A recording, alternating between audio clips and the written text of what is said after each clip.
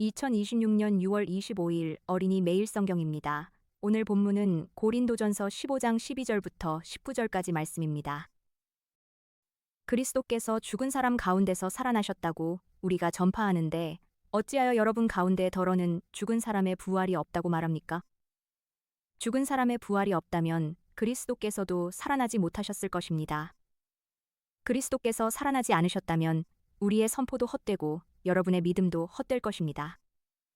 우리는 또한 하나님을 거짓되이 증언하는 자로 판명될 것입니다.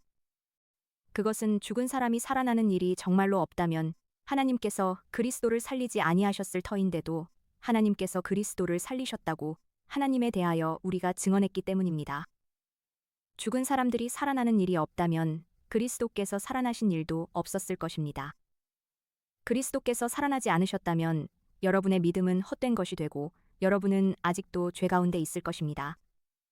그리고 그리스도 안에서 잠든 사람들도 멸망했을 것입니다. 그리스도 안에서 우리가 바라는 것이 이 세상에만 해당되는 것이라면 우리는 모든 사람 가운데서 가장 불쌍한 사람일 것입니다. 이제 오늘 말씀을 어린이 눈높이로 함께 생각해 보겠습니다. 안녕 친구들, 오늘 말씀 탐험에 온 걸 진짜 환영해요. 자, 오늘 우리가 나눌 이야기는 정말 말 그대로 엄청난 이야기예요. 바로 예수님의 부활에 대한 거거든요. 다들 예수님이 다시 살아나셨다는 건 알고 있죠? 그런데 이게 단순히 그렇구나 하고 넘어갈 일이 아니라는 거예요. 오늘 고린도전서 말씀을 통해서 이 부활이라는 게 우리한테 얼마나 가슴 뛰는 놀라운 진실인지 깊이 파헤쳐 볼 거예요. 자, 준비됐나요? 그럼 본격적으로 말씀 속으로 한번 푹 빠져볼까요? 본격적인 이야기를 시작하기 전에 머릿속으로 한번 상상해 볼래요? 세상에서 가장 슬프고 가장 불쌍한 사람은 과연 누굴까요? 제일 아끼는 한정판 장난감을 잃어버린 사람? 아니면 생일 파티에 아무도 안 온 사람? 각자 생각나는 사람들이 있을 텐데 말이죠. 그런데 오늘 바울 사도님이 이 질문에 대해서 정말 깜짝 놀랄 만한 정답을 알려주신대요. 그 정답이 뭔지 벌써부터 궁금해지지 않나요? 계속해서 바울 선생님의 이야기를 따라가 보죠. 그러니까 아주 옛날 고린도라는 동네에 있는 교회에 진짜 이상한 소문이 쫙 퍼졌어요. 어떤 사람들이 죽은 사람이 다시 살아난다고? 에이, 말도 안 돼. 부활 같은 건 절대 없어. 이렇게 떠들고 다녔던 거예요. 이 얘기를 듣고 바울 사도님이 진짜 너무 안타까우셨대요. 그래서 이 사람들을 향해서 아주 거대한 만약의 게임을 시작하십니다. 그래요, 알겠습니다. 당신들 말대로 만약에 죽은 사람이 다시 살아나는 일이 진짜로 아예 없다면 도대체 무슨 일이 벌어질까요? 하고 묻는 거죠. 자, 여기서 진짜 흥미로운 부분은 뭐냐면요. 바울 사도님이 이걸 마치 쓰러지는 도미노처럼 설명하셨다는 거예요. 차르륵 무너지는 도미노 알죠? 첫 번째 도미노, 그러니까 죽은 사람은 절대 살아나지 못한다는 도미노를 툭 하고 쳐버리면 어떻게 될까요? 잠깐만요. 도미노 하나만 무너지는 게 아니잖아요. 그 뒤에 있는 두 번째 도미노, 바로 예수님도 살아나지 못하셨다는 도미노까지 와르르 무너져 버리는 거예요. 왜냐하면 예수님도 십자가에서 돌아가셨으니까요. 부활이 없다면 예수님의 부활도 완전 거짓말이 되어버리는 거죠. 자, 이게 어떻게 점점 더 큰 문제로 커지는지 한번 볼까요? 도미노는 거기서 멈추지 않아요. 세 번째, 네 번째 도미노가 연달아 쓰러지거든요. 예수님이 살아나지 않으셨다면 우리가 믿는 것도 다 아무 쓸모없는 헛것이 돼버려요. 상상해보세요. 생일날 엄청 크고 화려한 선물 상자를 받아서 기대감에 부풀어 확 열었는데 세상에 텅 빈 상자인 거예요. 엄청 실망스럽겠죠? 딱 그런 거라는 거예요. 게다가 더 심각한 건 우리의 믿음이 가짜라면 우리의 죄도 용서받지 못한 채 그대로 남아있게 된다는 사실이에요. 완전 큰일 난 상황인 거죠. 자, 이러면 우리가 아까 처음에 던졌던 그 질문으로 다시 돌아오게 돼요. 성경 19절을 보면 바울 사도님이 이렇게 말씀하세요. 만약 우리가 바라는 게 이 세상의 전부라면 우리는 세상 모든 사람 중에서 가장 불쌍한 사람일 거다라고요. 그렇죠. 만약 우리가 가짜 이야기에 속아서 텅 빈 상자 같은 믿음을 붙들고 평생을 바보처럼 살았다면 진짜 우리만큼 슬프고 불쌍한 사람도 없을 거예요. 그야말로 엉엉 울어야 할 일인 거죠.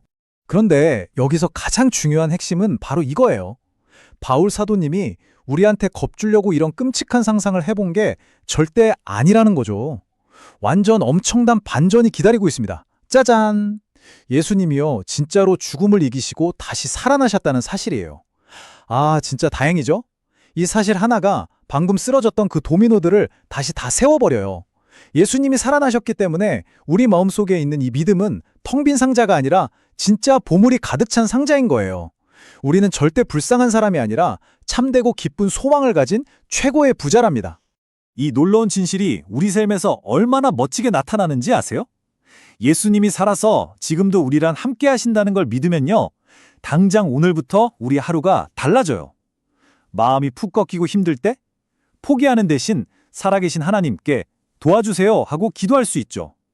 그리고 집에서 실수로 컵을 깼을 때 숨기거나 거짓말하지 않고 제가 그랬어요, 죄송해요 라고 정직하게 말할 수 있는 찐 용기가 생겨요. 학교에서도 힘들어하는 친구를 도와주고 옳은 일을 당당하게 할 수 있는 힘이 바로 이 부활의 믿음에서 나오는 거라고요. 완전 대박이죠? 살아계신 예수님이 늘 여러분 곁에 계신다는 이 든든한 사실. 이게 진짜 우리의 소망이에요. 자, 그럼 이제 여러분 스스로에게 한번 물어보세요. 생명력이 넘치는 예수님을 믿는 나는 오늘 집에서 그리고 학교에서 어떤 멋진 용기를 보여줄까? 하고 말이에요. 여러분은 가짜를 믿는 불쌍한 사람들이 절대 아니에요. 온 우주에서 가장 행복하고 가장 용감한 사람들이랍니다. 오늘 발견한 이 부활의 놀라운 진실, 마음에 꼭꼭 담아두고 진짜 당당하게 하루를 살아봐요. 할 수 있겠죠? 그럼 다음 말씀 탐험에서 더 재밌고 놀라운 이야기로 또 만나요. 안녕! 이어서 오늘의 성경 읽기입니다. 시편 95편에서 97편 말씀입니다. 오너라, 우리가 주님께 즐거이 노래하자. 우리를 구원하시는 반석을 보고 소리 높여 외치자. 찬송을 부르며 그의 앞으로 나아가서 노래 가락에 맞추어 그분께 즐겁게 소리 높여 외치자. 주님은 크신 하나님이시여 모든 신들 위에 뛰어나신 왕이시다. 땅의 깊은 곳도 그 손 안에 있고 산의 높은 꼭대기도 그의 것이다. 바다도 그의 것이며 그가 지으신 것이다. 마른 땅도 그가 손으로 빚으신 것이다. 오너라, 우리가 엎드려 경배하자. 우리를 지으신 주님 앞에 무릎을 꿇자. 그는 우리의 하나님이시여 우리는 그가 기르시는 백성이며 그가 손수 이끄시는 양떼다. 오늘 너희는 그의 음성을 들어보아라. 무리바에서처럼 마사 광야에 있을 때처럼 너희의 마음을 완고하게 하지 말아라. 너희의 조상들은 그때에 내가 한 일을 보고서도 나를 시험하고 또 시험하였다. 40년을 지나면서 나는 그 세대를 보고 실증이 나서 그들은 마음이 빗나간 백성이요 나의 길을 깨닫지 못하는 자들이구나 하였고 내가 화가 나서 그들은 나의 안식에 들어오지 못할 것이다 하고 맹세까지 하였다. 새 노래로 주님께 노래하여라. 온 땅아 주님께 노래하여라. 주님께 노래하며 그 이름의 영광을 돌려라. 그의 구원을 날마다 전하여라. 그의 영광을 만국에 알리고 그가 일으키신 기적을 만민에게 알려라. 주님은 위대하시니 그지없이 찬양받으실 분이시다. 어떤 신들보다 더 두려워해야 할 분이시다. 만방의 모든 백성이 만든 신은 헛된 우상이지만 주님은 하늘을 지으신 분이시다.